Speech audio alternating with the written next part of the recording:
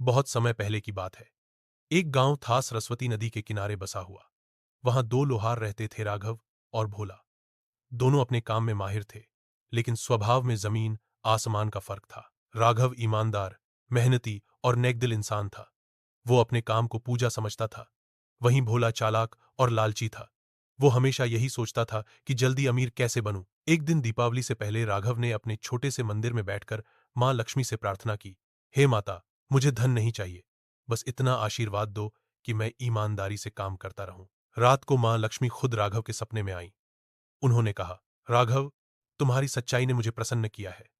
कल सुबह नदी के किनारे तुम्हारे लिए एक उपहार होगा। अगले दिन राघव नदी पर गया और जैसे ही पानी में अपना घड़ा डुबोया, कुछ चमकता हुआ देखा। उसने हाथ डाला और निकाली एक सुनहरी कुल्हाड़ी, हीरों और माणिकों से जड़ी हुई। उसी समय मां लक्ष्मी प्रकट हुई और बोलीं, यह कुल्हाड़ी मेरा उपहार है। तुमने कभी धन की इच्छा नहीं की, बस सच्चाई से काम किया। यह कुल्हाड़ी केवल ईमानदार व्यक्ति के हाथों में शक्ति देती है। राघव ने श्रद्धा से कुल्हाड़ी को स्वीकार किया। उधर भोला को जब यह बात पता चली तो उसके मन में जलन भर गई।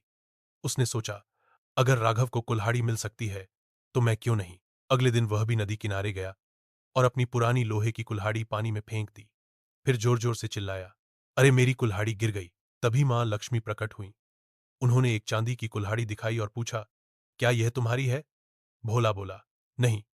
फिर उन्होंने एक सुनहरी कुल्हाड़ी दिखाई, क्या यह तुम्हारी है? भोला की आंखें चमक उठीं। उसने झूठ बोला, हां, यही मेरी है। मां लक्ष्मी का चेहरा गंभीर हो गया। तुमने लालच में झूठ बोला, तुम इस उपहार के लायक नहीं हो, कहकर वह गायब हो गई। भोला खाली हाथ लौट आया। उधर राघव की ईमानदारी और मेहनत रंग लाई। सुनहरी कुल्हाड़ी से उसका हर औजार चमत्कारी हो गया।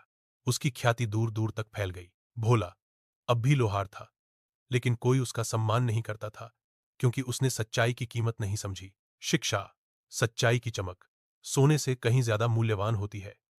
मां लक्ष्मी का आशीर्वाद उन्हें ही मिलता है जिनका मन पवित्र और कर्म सच्चे हों।